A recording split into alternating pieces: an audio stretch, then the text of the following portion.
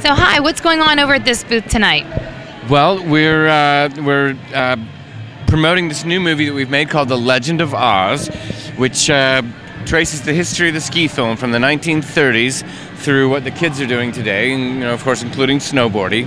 And it's a feature film that comes out in movie theaters in February, and it opens in 150 markets around the country. So we're just here flogging DVDs and old movies and promoting the new film, and we've had a wonderful time.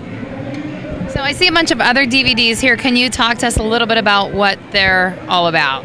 Well, let's see. This was recently voted the #1 ski film of all time, not by me, but by the Ski Channel, and so that happened last year. This is Blizzard of Oz, which starred Glenn Plake before he was famous, and so it's a very supposedly famous movie.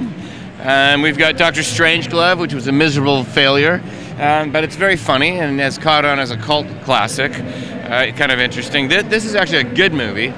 This is Siberia with Craig Kelly, the late Craig Kelly, and Scott Schmidt, and it's about a trip to Siberia that went very wrong, but nobody got hurt, luckily. And let's see, what else have we got here? Well, this is a thing called Fistful of Moguls.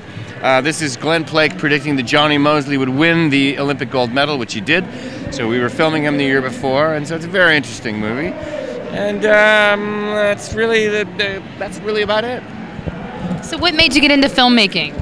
Well, I used to ski for Dick Barrymore and Warren Miller as a small child, and I saw that it was a guy with a camera and a rucksack and skiing around and putting it to good music and narrating it. And I thought, well, maybe I can do that. Now, do you have a website that we can go to? Yes, you can go to legendofoz.com. That's Legend of Oz. It's spelled incorrectly, AAHHHS.com, or GregStumpProductions.com.